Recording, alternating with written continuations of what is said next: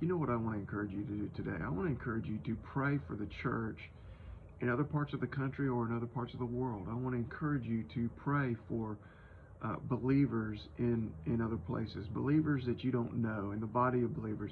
Oftentimes, when we have a disaster in our country, we pray for the people, but specifically pray for God's church. Pray for God's church in Tennessee, North Carolina, Kentucky, and everywhere that there have been floods. For God's church in Florida and Texas, where hurricanes hit, Louisiana and Alabama and Mississippi. I know I'm going to leave something out.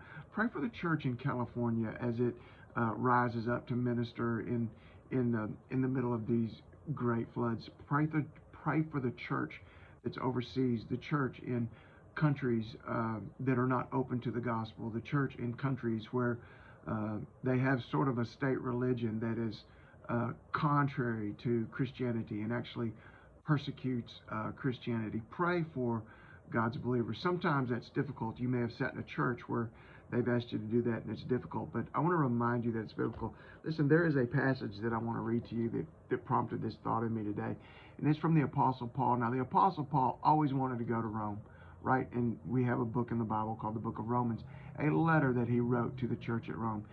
He always wanted to go there. He had not yet made it there, and he wrote this letter. He said, "First, I thank my God through Jesus Christ for you all, that your faith is spoken throughout the whole world. God is my witness, whom I serve with my spirit in the gospel of his Son, that without ceasing I make mention of you always in my prayers, making request, if by some means now at last I may find a way in the will of God to come to you." So Paul says, listen, I'm praying for you. He says, I pray for you all the time. He says, and if it's God's will, I'm going to come and see you someday. But I think in teaching us, in writing this, we can see that we do have a responsibility and a privilege to pray for Christians in other parts of the world, to pray for God's church in other places, even though we don't know them. You see, we share a same legacy. We share a legacy of being the children of God.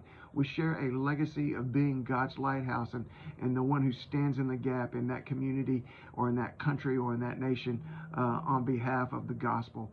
We share a legacy with those people, and so we can pray for them and pray for their faith and pray for their witness and pray for their ministry. We need to pray for the church in other parts of our state, in other parts of our nation, and in other parts of our world, and I want to encourage you and ask you to do that today based on Romans 1, 8 through 10. God bless you guys.